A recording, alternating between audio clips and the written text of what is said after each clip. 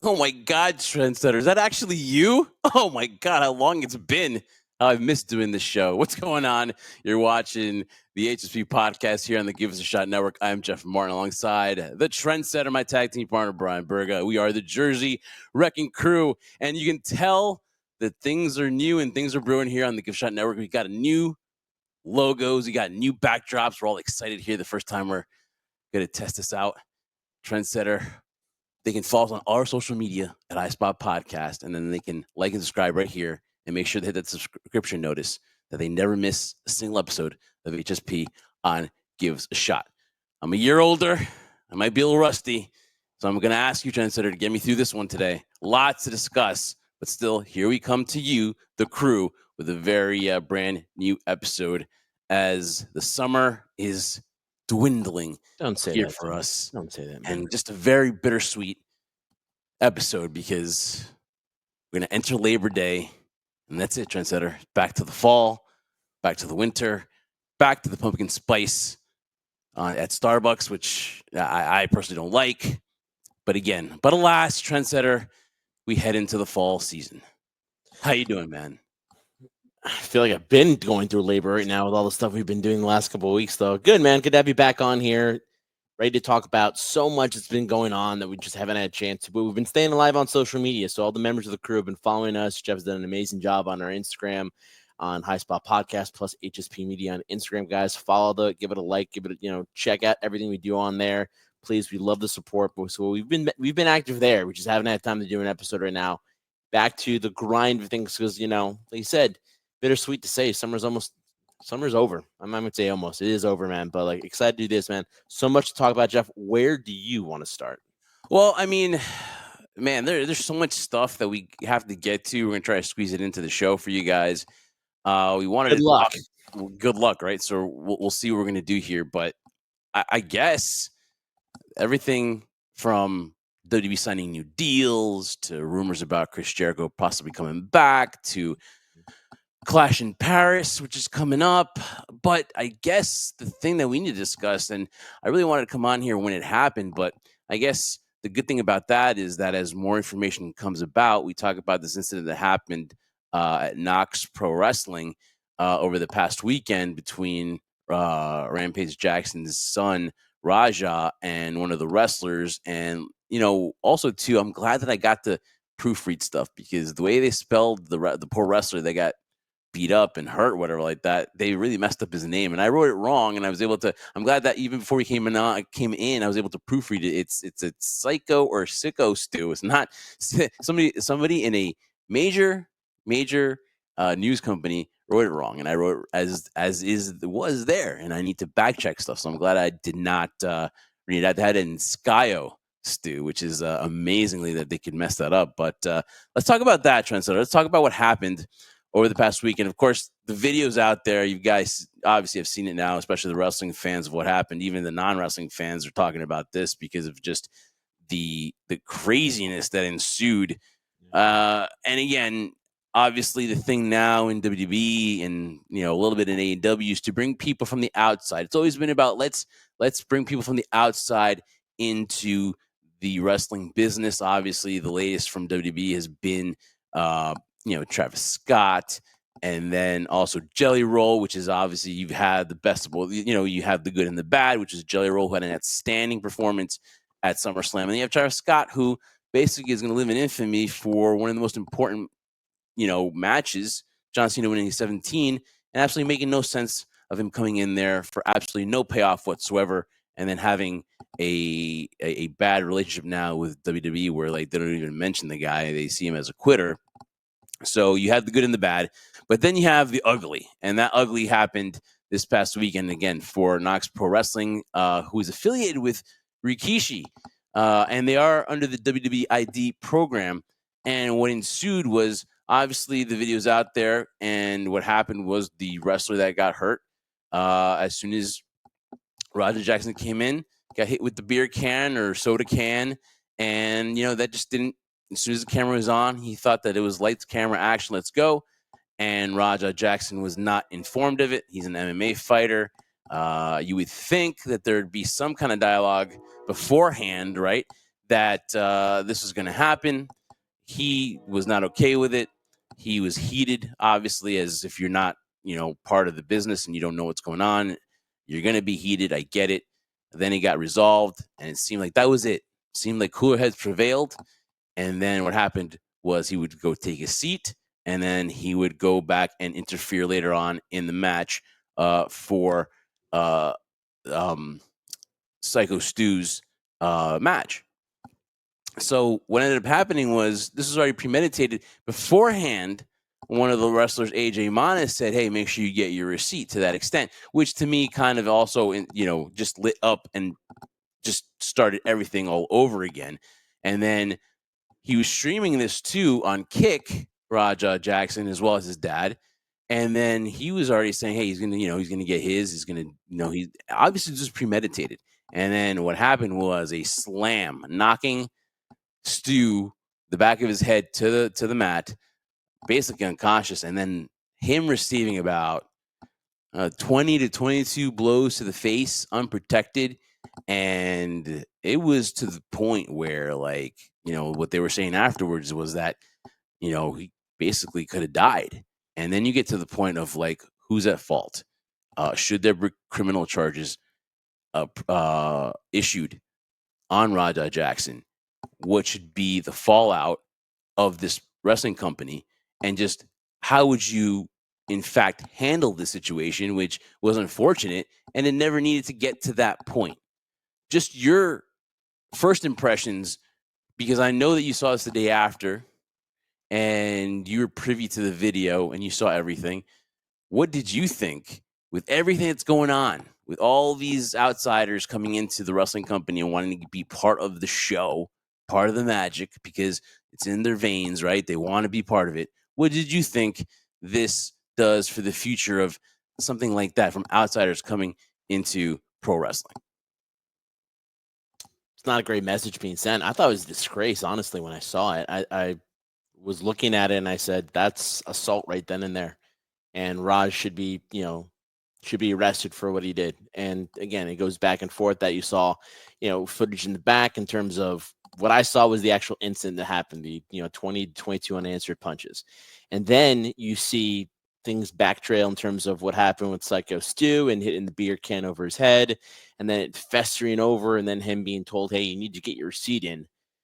Him not really understanding that concept, I guess, of it. And listen, I've heard so many people talk about this, and in my opinion, is the mere fact that who's at fault with this? People want to blame promoters. People want to blame the talent, the roster.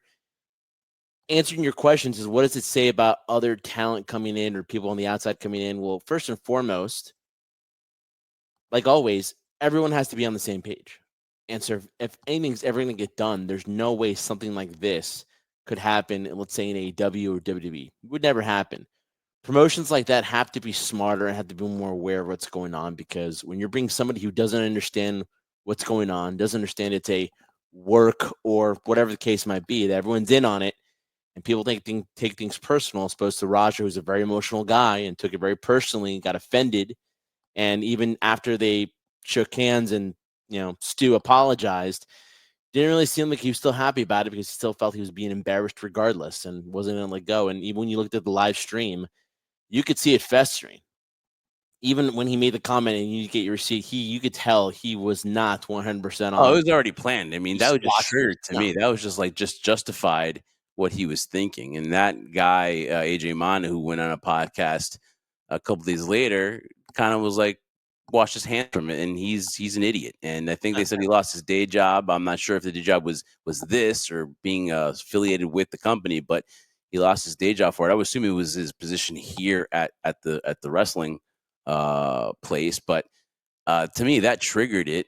But again, though, like, seriously, all he wants, man. There's one thing of educating somebody, and there's one thing about instigating somebody. He was instigating Raja Jackson about it. There's no question about that. I don't care what Hall of Famer or anybody would say otherwise. And again, it's my opinion, but I think it was just wrong. He's at fault. People say, "Oh, he doesn't understand. He's a young dude. It doesn't matter. You're a grown adult, a grown human being. You're responsible for your own actions. If you went out of your way thinking, oh, well, nothing is going to be bad of me punching a guy 20 times in the face when he's unconscious, there's nothing bad. It's not my fault. You're wrong. The blood is on your hands, and it's your fault. So I blame Raj on the entire thing. It didn't help all the stuff that escalated to it. But at the end of the day, you're a grown adult. You're a grown-ass man. No questions asked. It's your fault. So I mean, at the end of the day, too, yes, I would say the majority of the blame is to Raja because, hey, look, I mean, I don't care. And here's the thing that bothers me too about society is that they go, well, he's young, dude. To me, once you're 18, I think you can make your own decisions and should be responsible for your own decisions. Uh, and 25 to me, whether he had a concussion or whether whatever, he's an MMA fighter, just like boxers who have their fists or their licensed weapons, right? You should know, hey, I'm taking this way too far, and I don't care if it's heat of the moment. It should never get to that point. no. Um, listen, the company's at fault as well. Uh, I would think too. Listen, that the wrestler that triggered it, AJ Mana, I think he is definitely at fault. And I get all these opinions. Some people who think that who kind of absolve Raja. I don't think they're thinking clearly. But I get, hey, listen, everyone's entitled to their opinion. I just don't think it's the right one. But as far as criminal charges, what saddens me is that we're already way past, to me, the day where the police, and this is the California, Los Angeles police, right? I mean, are you surprised that there's no arrest made? This investigation where supposedly that the wrestling company has told the wrestlers not to cooperate with authorities. I don't care if they're not cooperating or not. I think with the video itself, every day that Raja is out there and talking is just an indictment on the legal system here, because he should be at least arrested right now and should be detained, because he should not be a free man right now. And luckily, Psycho Stu is recovering. They showed the picture of him in his hospital bed, surrounded by friends and family, and they started to GoFundMe. And yes, he's the victim. Listen, if you watch that, part of you was like, yeah, he should have got punched, but not to that extent. A receipt, I understand. A one punch or that slam should have been Well, in. so if Hey, you want to get his lickings in, one yeah, or two punches, yeah, maybe. But after he got those 1-2 in and realized nobody was stopping him yeah, or nobody could do anything about it, he went for a free for all. So listen, yeah, if you want to tag somebody for yeah, real and punch him in the face, even if they're unconscious, because I don't think he knew he was unconscious at the time when yeah. he slammed them. But you could clearly tell in the replay that when Stu's head hit the mat, he was out. So he hits him 1 or 2 times. Okay, but the viciousness that went into it constantly for about 20 punches in a row. Yeah. There's no excuse for that. That you can't say, The oh, referee the didn't guy's do young. anything. He doesn't know. No, he knows what he's doing. He does. Douglas Smalla, who was the wrestler that finally was able to get him off, obviously it was a struggle because he was just on adrenaline. That dude, Raja, he was on adrenaline, and nothing was stopping him except just the pure exhaustion from all the punches that he was throwing. Is the only thing that kept him, was able to pry him off of that, was because of the exhaustion, probably. But kudos to finally somebody pulling him apart. And I mean, it was close to having a tragedy in the ring. And the fact that that's a WWE ID program, and obviously they parted ways and they have ended that association, which was obviously a no-brainer for them. It could have ended up in tragedy. And like I said, the very fact that, say what you want, say who's to blame or not, but the fact that Raja Jackson is still out there and he can still stream and he's still a free man is a joke. It's a disgrace. There's no way. And it says a lot about LA, and it says about their rules and what their situation is right now. Take the political out. It's a disgrace. Really shows you the state of things in LA and Los Angeles, in California, or wherever they're at in California. But it shows you the sad state of affairs that's going on there, that every single day, every hour, every minute, even when this podcast is released, that he's still going to be a free man. And that, to me, is a complete joke.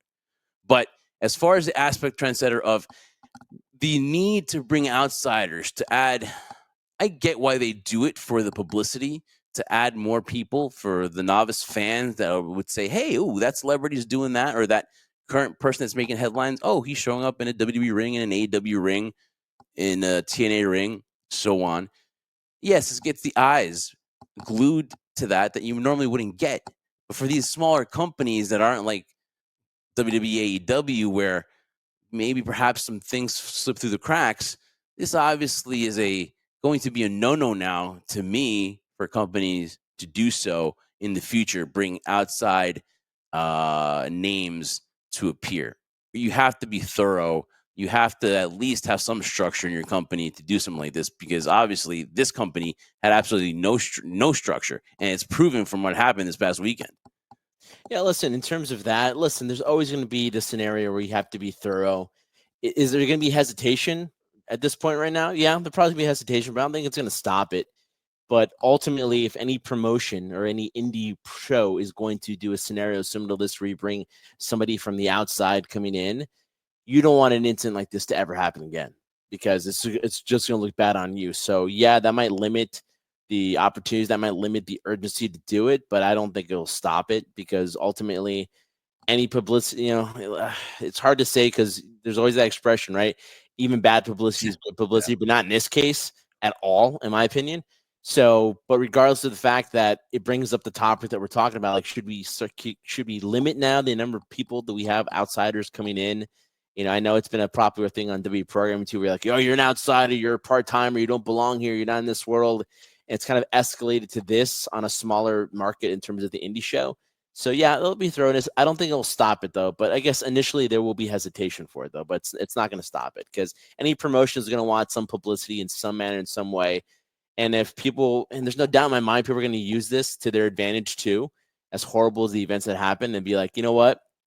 Let's do this and make it more real, more authentic. Not that they weren't trying to do this in this scenario, but it got out of control. And again, it was the promoters or the management of that company just didn't do their job thoroughly. So yeah, I think it'll be restrictive now, but it's not going to stop it.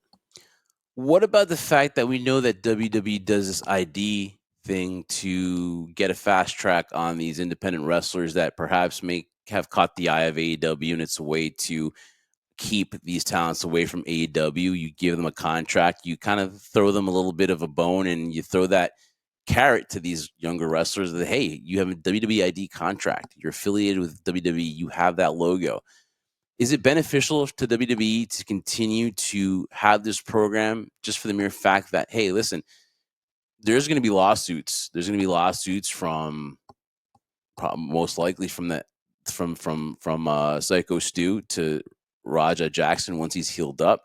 There might be lawsuits from fans who've been traumatized, and there will be people that will do lawsuits. And when you have that WWE thing, some lawyer will be up to you, will come next to you and knock on your door, and be like, hey, that WWE is affiliated with that. You can go sue them.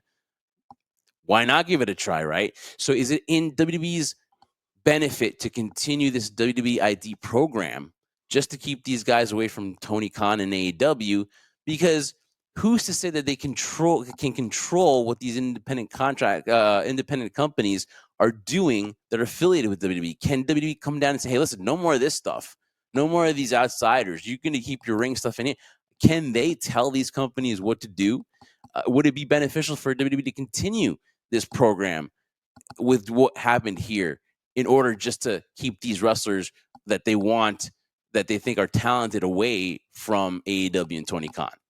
My initial instinct is no, cut your losses where they are, in my opinion. I feel like this incident has just opened the door in terms of the topics you just talked about, where I don't know if WWE can control this. Now, you like to, say, you like to be more positive about it and say, oh, no, it was just one incident here. And, it's not fair to the other companies that, are trying to do it right, or associate with WWE with the WID program, which initially, yeah, I mean, if that was the reason to do it, I don't know. It's trendsetter. It was definitely one of the top reasons, is to put AEW, just put another nail in that coffin. This was clearly a way to keep them away. Very smart way, by the way, to keep these guys away from AEW.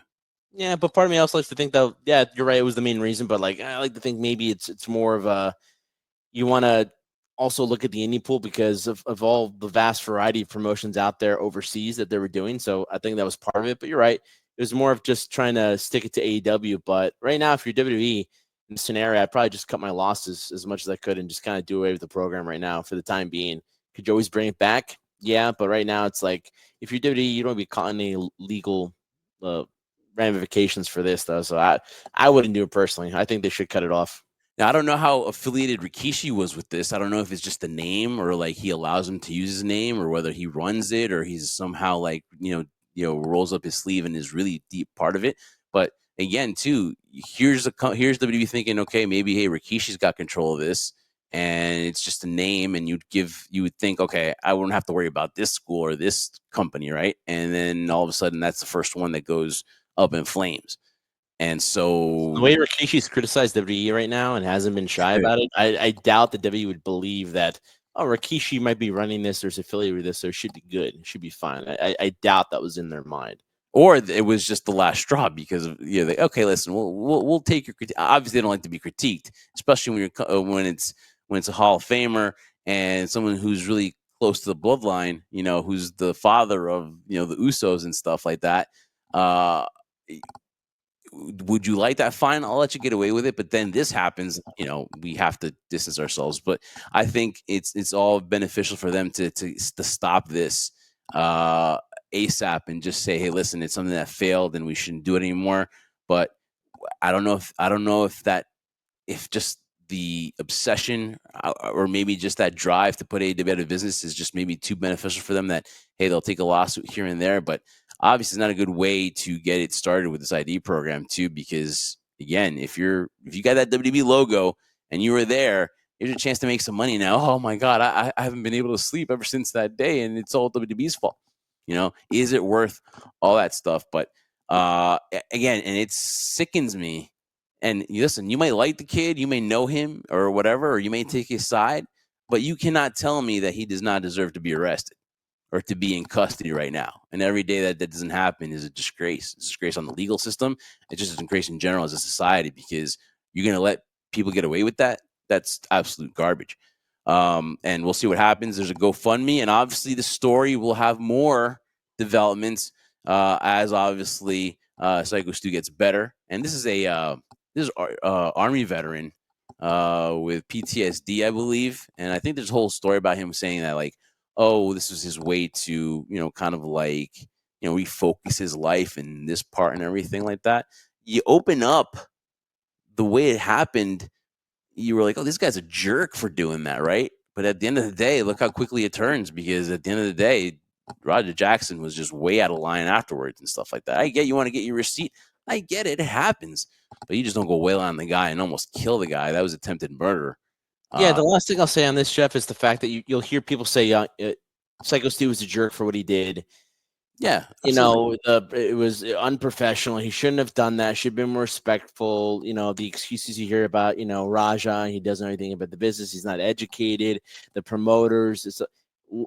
Ultimately, the main point I just want to make is that regardless of how people want to spin it and what direction you want to go, whether they have Raja's back or they don't, or whatever the case might be, I really don't care. My simple view on this is that you saw somebody assault somebody in the ring, and that's it. Case in point, doesn't matter. A grown adult assaulting somebody, regardless of what they did, you can't justify what he did. I'm sure a lot of people are saying things that kind of justify it, but they're pulling back, trying to be careful. But and ultimately, what I see is that they are trying to justify the actions of it. And I just don't agree with it. I think it's wrong. It's assault in the ring. It's assault on a human being, regardless whether the guy was being a jerk in the beginning. It doesn't matter because you are in control of your emotions. You're in control of your actions. And when you do something like that, you also should be held responsible for your actions, to your point, well, in terms of the whole legality of this whole situation. So that's all. That's my viewpoint on that too. Whatever anybody says, whether they're a W Hall of Famer or been in the industry for God knows how long or have had experience, it doesn't matter. What was done there was wrong. Should have never happened, 100%. But when it did, people got to pay who are responsible for it. No doubt about that. Trendsetter, we are heading into Clash in Paris on Sunday at 2 p.m., I believe. So this got me thrown off. Gotta love that logo, man. Beautiful. Love it. Give us a shot. High Spot Podcast. What a tag team that is. So make sure you hit that notification bell and make sure you are catching up to everything HSP Podcast, everything Jersey Wrecking Crew, and we will have you up to date with Clash in Paris this coming Sunday. Jeff, have you liked the build for this card? Have you liked it? Dude, I'm going to say this. WWE right now is, I would say, on cruise control. Yeah. They are. I did not want to get to this because, again, we want to kind of the time, but Raw to me has been so. I'm not going to lie to you. I love the early starts when they go to other countries. I love it because with 3 p.m., 5 p.m., whatever, I'm down for that. But the last couple of Raw, it's just been so predictable. It's been the same thing. I know Roman Reigns gets the love that he deserves because he is just on another level of a superstar. He is just that great. He's just that amazing. My flowers to you, Tribal Chief. But it's just a watered down Roman Reigns. I love that Roman Reigns that's the heel. I love that Roman Reigns that's a champion. And the more the weeks go by and the more he comes in, I just appreciate more and I miss the Tribal Chief. I really do. And when you see what's going on in SmackDown with Solo Sikoa and the watered down MFTs, I mean, I'm happy that they're all got jobs. I love the wrestlers individually. I miss Tama Tonga. It sucks that he got injured. I want to see what happened with that. But this version right here, I mean, I don't know, dude. It's not clicking. It hasn't clicked to me since January 6th. And I think that's where they really dropped the ball for instant gratification because they had to make that show the best freaking Monday Night Raw ever. And let's kill the whole bloodline angle.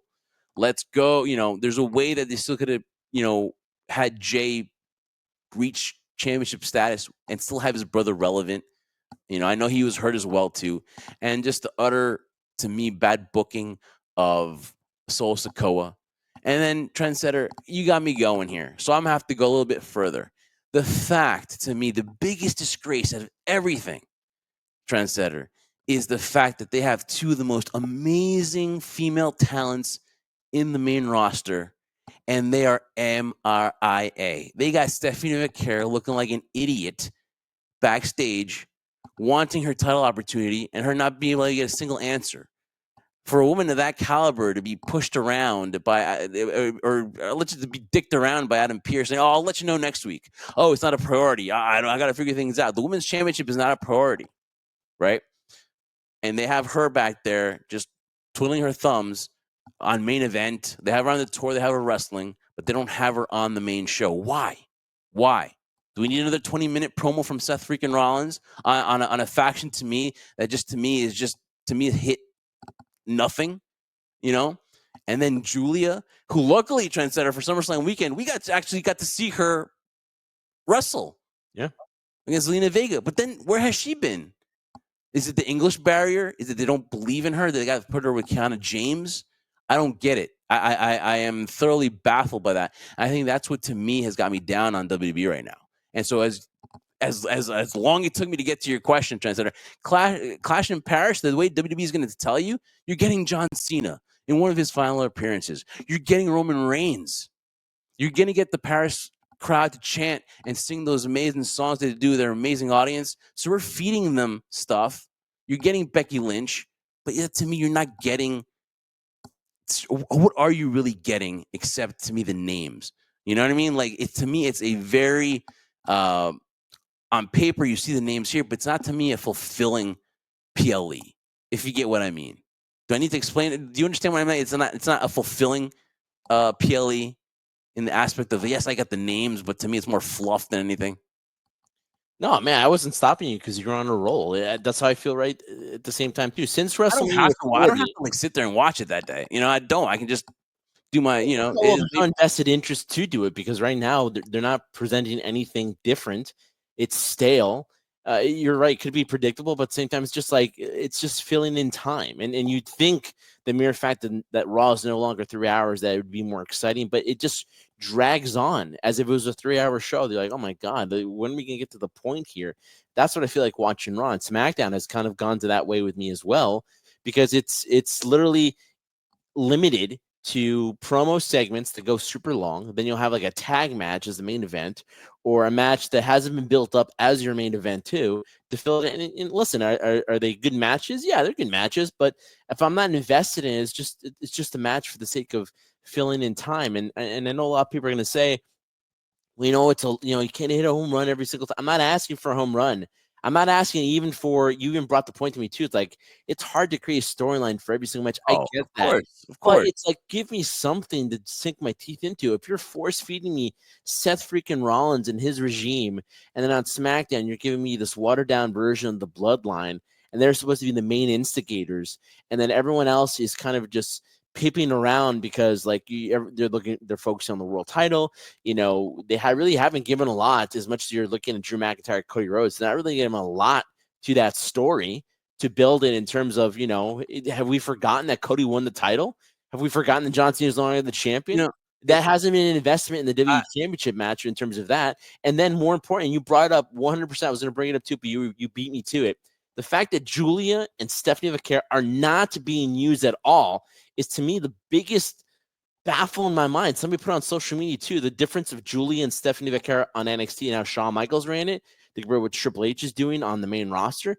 It's like back to the old days when you'd see these guys on NXT, male or female or tag teams, whatever, have so much hype coming in, and then they're on the main roster, and you see initial hype in the beginning, and then they spew out for whatever reason. Why? Naomi is gone. I'm sorry. I do love Rhea Ripley. People might think I don't, but her as a human being, I love her. From a character standpoint, I don't like what they're doing with Rhea Ripley. I don't like what they're doing with Io Sky. It's ridiculous that I'm continually seeing this over and over again. I need to see them hug. I respect you. I respect you. I need to. I'm tired of that. Put Stephanie in that spot. You want to shock the whole. I want to see Stephanie Vaquer in that spot. Give her the title. Have her go in a triple threat match with those two, or in some type of tournament leading into that main event. Have her go up against her Ripley right up in there. Have wouldn't her it go be against Io Sky. I and want Stephanie. it wouldn't be shocking because if Stephanie had been on TV already, you would have bought her winning the championship. Now, if she wins it all of a sudden in just a match, people are gonna be like, "Oh, like Oh, okay," yeah, that's what I meant. and then right, they'd be like, "Okay, so she won it. Yes, will it legitimize her being great. Yeah, but you want to kind of get those baby steps, or you want to get those wins before, so you're like, okay, this will to me solidify, not just getting that one win, and then like, what do you have? She won the women's championship. To me, you just need to build it, and she hasn't been built. Another thing that bothers me too is like, hey, listen, I thought Ray Phoenix and Andrade were going to be it after SummerSlam. And they've been MIA. I've seen them on the house shows here on the European trip, but where have they been? Right? It's just a lot of stuff, man, that just to me is like, okay, it's just we don't need to have a 20-minute. It looks kind of like Vince is doing the booking of, Yeah. because it's a 20-minute promo to open, 20 minutes. And it's the same thing, man. And like what frustrates me about Seth is I love Seth. I told you he was MVP last year of the whole year for everything he did. But just and when he won that SummerSlam, what a moment, right? But then it's just this to me, they haven't gelled the group. I think Paul Heyman and Seth Rollins, just to me, it's just, I don't know what it is, but I'm so used to Roman. I'm used to Brock.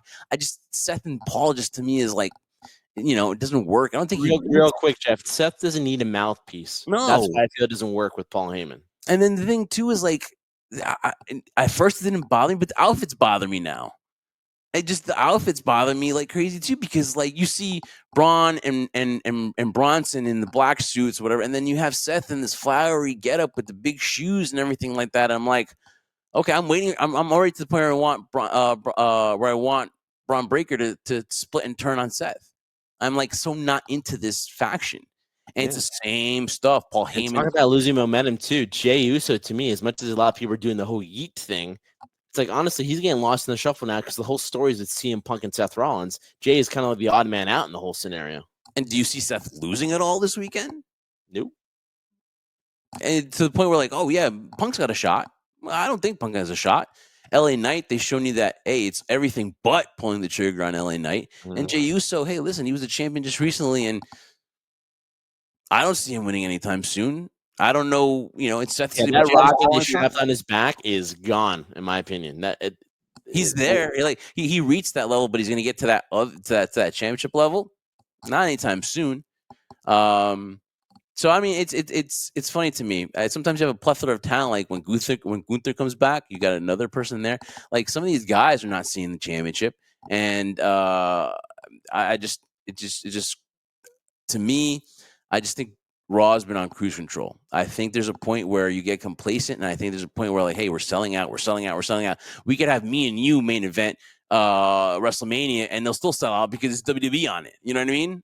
That's where they've gotten to the point where like they were talking about Clash in Paris, or they were talking about how it's not going to sell out or it's going to do, and all of a sudden now they're at 30,000 and they're going to be another successful PLE. WrestlePalooza, where they're charging like 6,000 for the first for the third row. And now that's a sellout.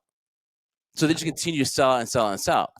I'm not upset that they're making money. Kudos to them, but they're pricing out. Not only are they pricing out the fans, right?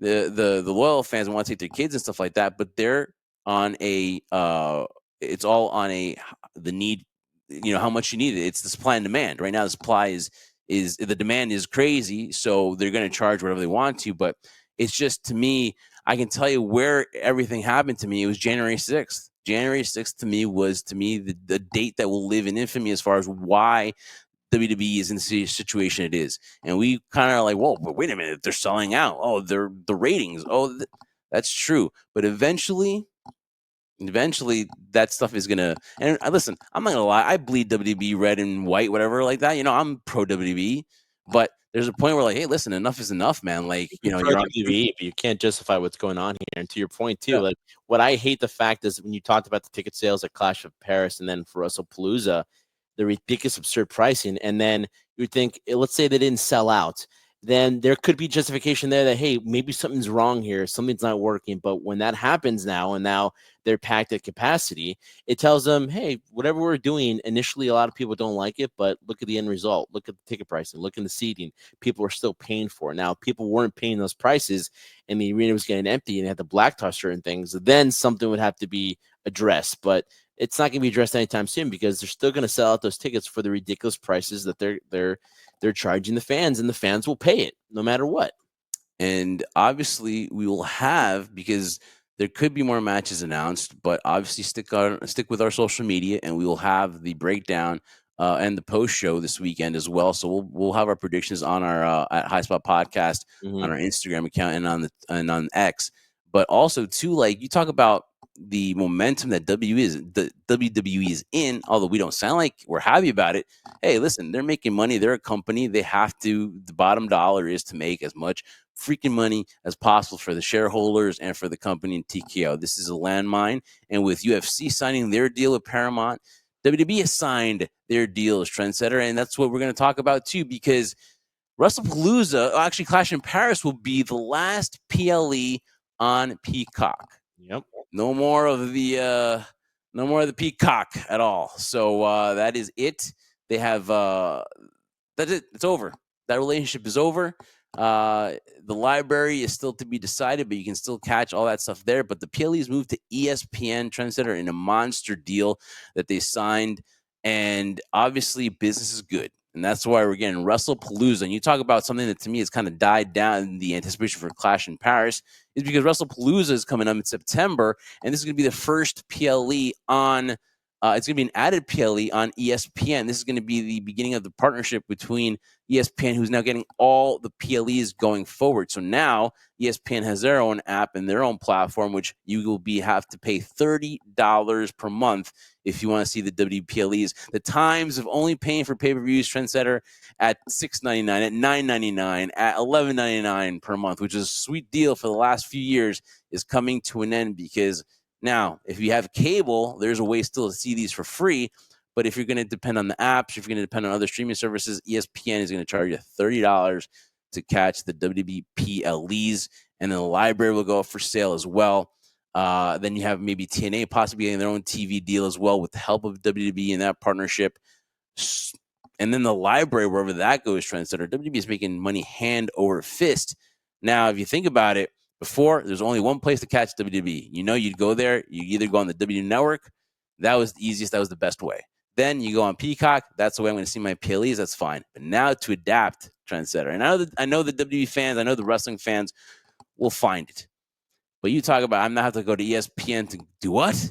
Then I have to go to the Peacock to do what? I can't cancel Peacock. Why? Because they still have the library. ESPN might want to buy that library down the road. All I can tell you is it's going to cost you money. $30 a month, Trendsetter. Obviously, we have no choice because this is what we cover. it is a bittersweet day as far as being somebody that, remember, you had to pay $60 for pay-per-view. Remember all that stuff? And we were like, wait a minute, that's crazy. I can only maybe get 2 a month, 2 for the year. And now we've been living nice, Trendsetter, for 10 years without having to pay a crazy amounts for PLEs. But now that's changing. And of course, Nick Khan was like, wait a minute, what are we doing here? And now it goes to streaming services on ESPN and their new Bad Boy app. What do you think, Trendsetter? Is Fun it while good? it lasted. That's It all was, I can say. It was fun while it lasted in terms of what we were able to get away with. Is it a good deal?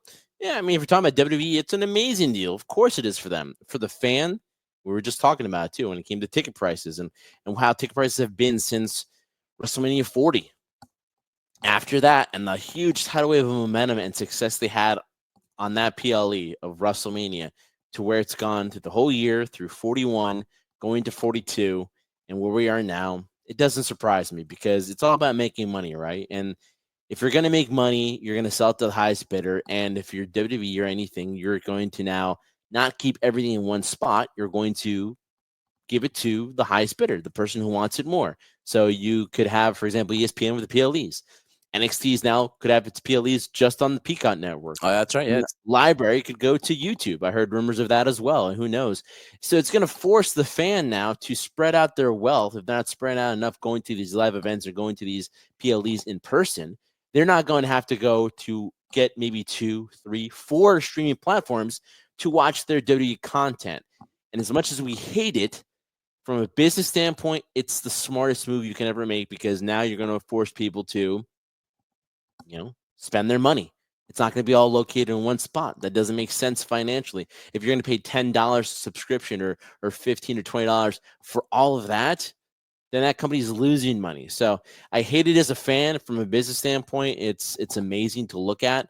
It's crazy to see that from where this company was, and you and I talked about it when we were talking about the whole WrestleMania 40 scenario and the atmosphere and the feeling there, where it felt like, man, this thing is going to skyrocket more, especially with the merger with TKO and then the UFC. You're thinking, man, this thing is going to different ventures that you've never seen it before. Like, again, us recalling what buying pay-per-views was like, how archaic is that now, right? In terms of what it is now. So it is exciting to see this evolution of where the business and the company is going, of where not just WWE, but other things like you just mentioned, TNA could get a new deal with their partnership with WWE. You've seen AEW and what they've done in streaming platforms with Max. Again, it's just a open door of things and possibilities, but it's crazy to see that we're a part of it as a fan standpoint, looking at this happen in real time. I shake my head. I'm like, man, I can't believe this. Like, so much money to be made still so much money to be made if you're on the WWE side. and honestly, it's impressive. We talked about a guy, and you mentioned it too. I think even since I think it was a SummerSlam, we went to Vegas. We went to that one, and that was Roman and Cena, and then Brock comes out, Mhm. and that was the point where I remember that clearly because that was when Bryan Danielson and Adam Cole were going to debut. I think at All Out in Chicago. Mm. I believe it was around that time that all that thing was happening, and then they bring back Brock. But then you talk about Nick Khan, and then he sat down with Ariel Helwani. I think that's when you mentioned, man, I really impressed by this guy. And you wish they had a book on Nick Khan because his rise is very impressive. It's a success story that, man, you're like, ooh, I would love to see the blueprint, or I would love to see how he did this because obviously they showed. I think of him. I think he did something at WrestleMania 9, wasn't he? Like, Security. He was like security. or something like that. Yeah. And then also he was on like Wheel of Fortune too. Um, and uh, his his uh his rise, very impressive. I mean, if there's anybody 100%. that you want to follow, or anybody that you would love to pick their brain right now, is a guy like Nick Khan. And to me, he is the asset for that company. He is a deal maker, and he knows these different people, and he's a mover and a shaker, and he's like gets things done. And it's very impressive for what he's doing. And I can't blame him. At the end of the day, I can't blame them because he's trying to make the most money for his company, and that's what he's going to do. And the And proof is in the result too. Look what he's exactly. done. Look at the business moves he's made that you never think that he would ever go in that route, and they did. And then again, when the news came out, it was like 6 in the morning and you're like, what? You're like, this is what we're gonna leave. It's those under the radar stuff that he's doing too with the whole ESPN thing, which we weren't expecting at all.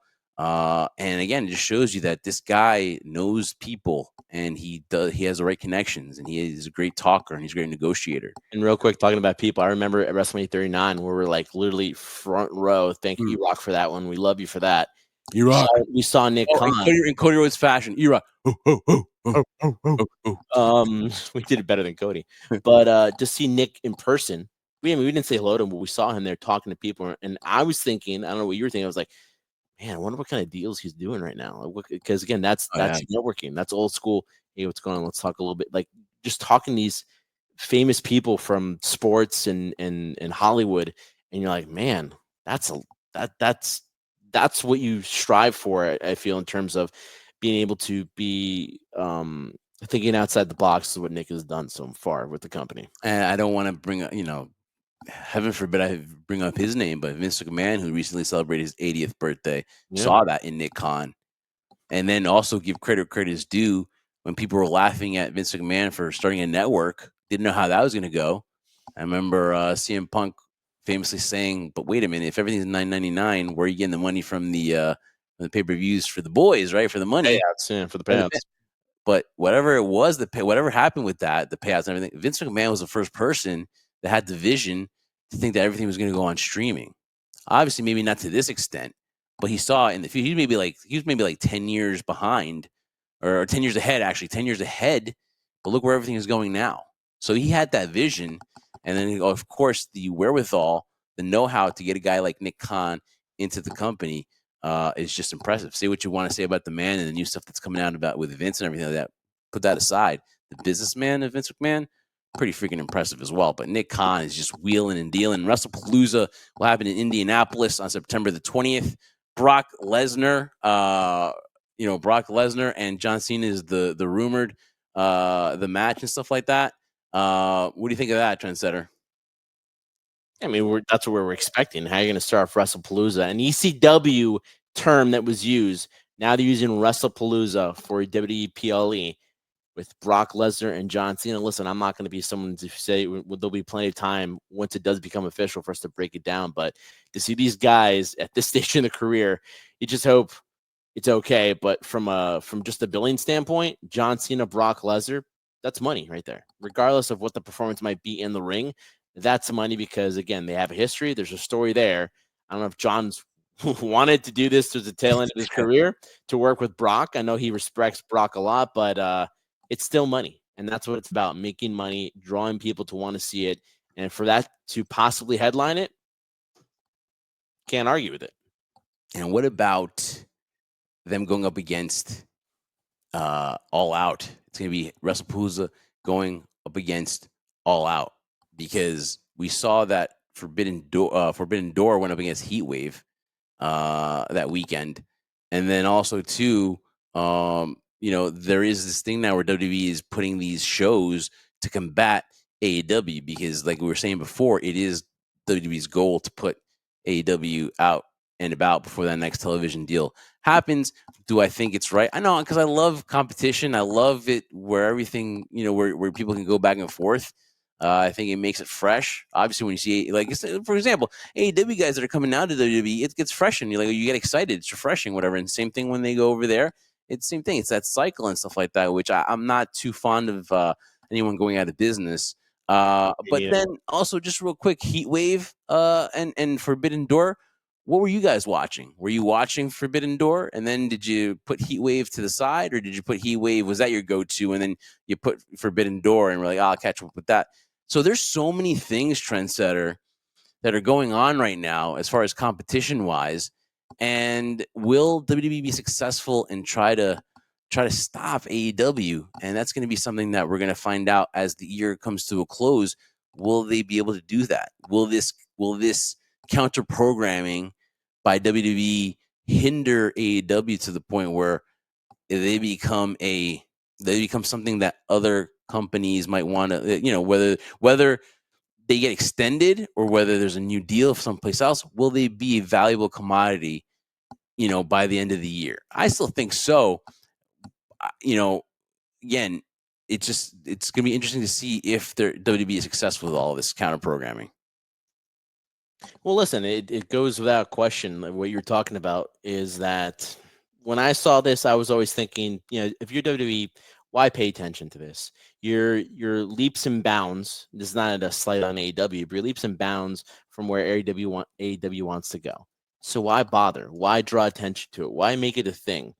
And the supposed war between the two companies, which I don't think really exists in my opinion at all. But listen, WWE's made it perfectly clear by doing these things purposely. From my standpoint, if we want to talk about the world of business, one of two things will happen out of this. And I'm not, and I don't advocate for either one in terms of the ways in which you approach it, but it is what it is. That's the art of war in business, right? Either they pigeonholed AEW to a point where they put them in a corner and say, listen, either do business with us or we're going to put you out of business. Those two options there. And I would love it if there was a partnership. I don't think there's going to be a partnership because of how Tony feels and what he said about, what his thoughts are on WWE and vice versa. And in the comments of, taking shots at each other. But if there's a possibility, I think that's what, if I was WWE, I would go for it. Trying to put them in a position where their hands are behind, they have nowhere to go. Their hands are tied, and you got to make a deal with us. If you don't, then we're going to put you out of business. Don't want it. I don't think if AEW ever goes out of business, which I don't think is going to happen anytime soon. But if that's the direction they're going in to hurt them by splitting the audience, by having these shows alongside their shows to compete with them, it hurts AEW, regardless of financial, regardless of how, what the end result's going to be in terms of the timetable it's going to happen. But that's what's happening right now. I think that's what they're trying to do. They're trying to force them to say either you work with us or you don't. And if they don't, and WWE somehow works a way of actually putting them out of business, I don't think it benefits anybody because you want more places for people to work. I want more partnerships to work around. But again, people are going to be like, but you're going to have WWE owning everything. That's going to be the point. WWE wants to own everything. And, they're going to be the machine they've always been. One. Or Trendsetter, how about this? There's another option that you didn't think about where I didn't, or I just thought of right now. What if WWE just prices you out so much that you're like, enough of this. I'm going to go check out the other thing where I can go and take my 4 kids and go watch wrestling, still see some very good talent do their gymnastics and watch them for an affordable price.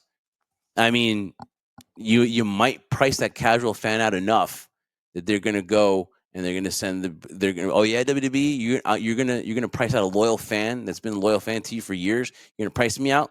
I'm going to check out that other competition. And I could see some point somewhere where fans going to be fed up. Fans going to say enough. I can't go to WrestleMania. I can't take a family to Florida, Vegas. There's a package Trendsetter for WrestleMania 2 nights, $72,000. Maybe Super Bowl tickets, whatever like that. But for pro wrestling, $72,000. That's insane. Think of what 10 years ago a gold package would be for wrestling, like $12,000 or something like that. $10,000, $72,000. That's ridiculous. That's like, I don't even know what percentage markup that is over the 10 years. New age we live in, man. But reality. Will you price out the fan? Will it anger fans enough that they will go to the other side? I could see that. I could see a little bit of that too, where you get the angry WWE fan that WWE loses them and they go to AEW. And you don't want to do that. You don't want to do that to your loyal WWE fans. With all the back and forth that they do, like we're talking about all the movement in wrestling, which is good. What about Chris Jericho coming back to WWE? What about that stuff that started swirling? He was with the learning tree. I know the last time we saw him, he was angry and he left into obscurity. It wasn't seen for the last few months, and then rumors started swirling that.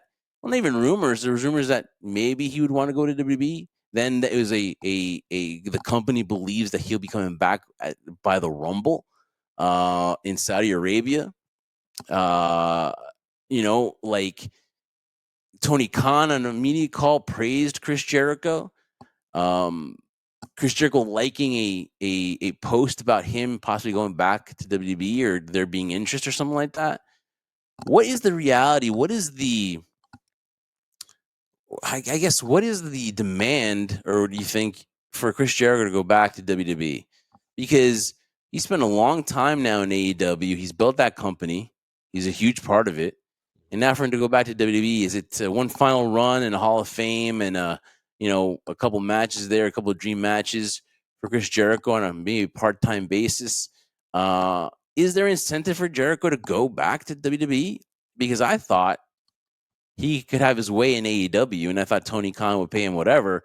Has Tony Khan, do you think, decided to, hey, listen, I've had former WWE guys here. I've paid through the nose, and they've done nothing. Now, Chris Jericho, you've done more than most of anyone has ever done for this company. You put us on the map.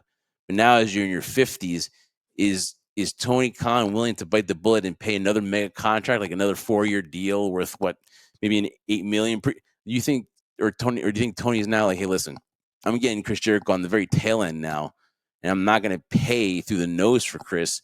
Is it okay for him to have his one final run in WWE? Where do you think the mindset is for Tony Khan, and where do you think demand is for Jericho back in WWE? Wow, that's a toss-up question right there in terms of trying to get into the mindset of Tony Khan. I don't know if I could do that. And the reason why I say that is not a slight on Tony, though, but if I were to say that Tony would have the business mindset to say, Jericho's at the tail end of his career. I paid him a ridiculous amount of money. I don't see a profit or return on my investment if I were to pay him, let's say, for another 2 or 3 years to work with the company and extend it. It could be a scenario where Tony wants just to go in a different direction. Because and the reason why I say that is not because of how he views Chris Jericho. I mean, look what he did for Sting. Sting was well past his prime. I love Sting, well past his prime, and he bent over backwards for Sting to put him in these scenarios. I mean, do you really think he's worth the money he was being paid to wrestle at that stage of his career where he could barely move, but still showed you glimpses of the old Sting? Same thing with Jericho, right? So I don't know if this is more of a decision of what Tony Khan wants to do business wise. I think honestly, this is a decision of what Jericho wants to do business wise. And what I mean by that is that he left WWE initially because he was kind of burnt out. He had not burnt out, but he was kind of a little upset of what happened with him in the match with Kevin Owens. The fact that he wanted to either be last because the original scenario was that he was going to win the Universal title. They switched that to Goldberg. He had no problem with it. He wanted to start off WrestleMania, and they came out third. And he felt that was a disrespect of all the work that him and Kevin had done for the Festival of Friendship. That was a huge success on Raw. They had to fight for with Triple H to get that done the way he wanted to get done. And the mere fact that when the match was over, he was pitted third, and also Vince didn't like the match. I think Jericho was like, there's nothing more I could do here. If I continue with this company, they're going to basically make me a gatekeeper. It's a word that gets used a lot nowadays, right? So he decided to go on to something different. He did the Kenny match, did things in New Japan, and then this whole thing with AEW started. So I think it was just a refreshing thing for Jericho to do. Now it's at the point where I think he's done everything he can do in AEW. You could see if you could try to, put him with two young guys, which would they try to do with the learning tree, try to boost them up. But I don't think it really worked. I think the crowd, the AEW crowd, was kind of tired of Jericho. You could definitely see when they were chanting, "Please retire." It wasn't an endearing thing. I think there's more. I think there's more backstage stuff with Jericho than with Sting, and that's why I think the crowd soured on Jericho. The online rumors and all that stuff that happened, I think a lot of people believed it. A lot of people kind of thought, a lot of people kind of got off because there was a point, Trent, so let's be honest, me and you thought that Chris Jericho could do no wrong. We thought he was this chameleon. We thought he was the pain maker, all this stuff, the way he would change and he would adapt.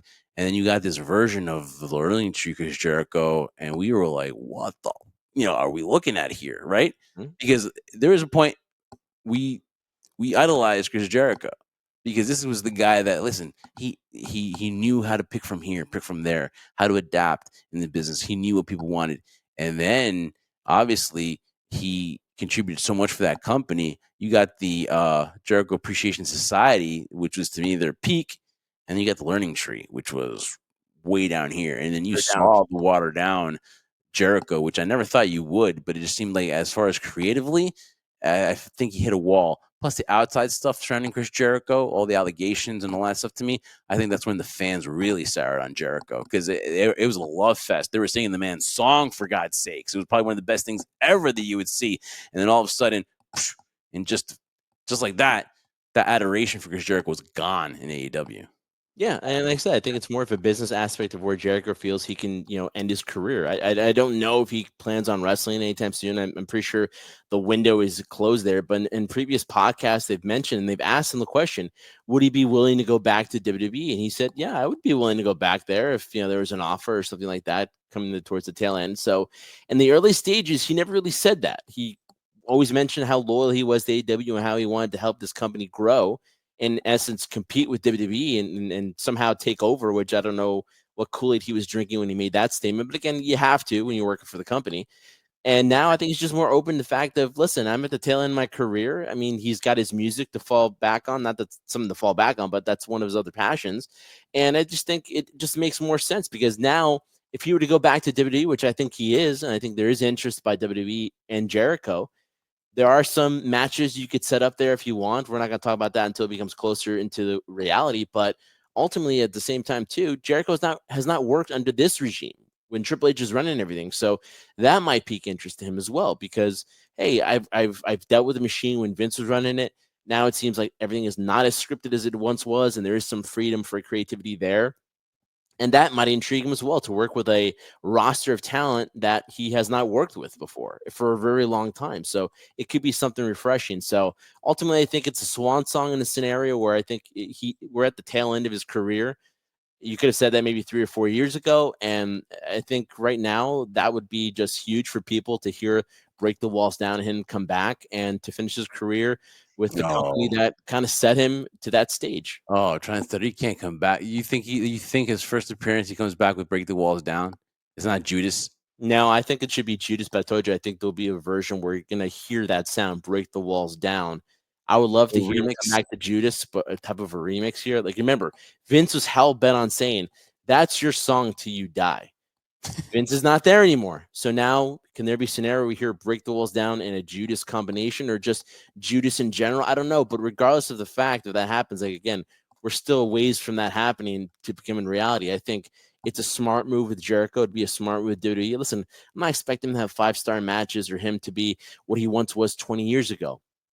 But this version of Chris Jericho, let's put away the learning tree for that fiasco. I still think has a lot more to offer at this last stage of his career. Why not end it with WWE? Would make sense to me.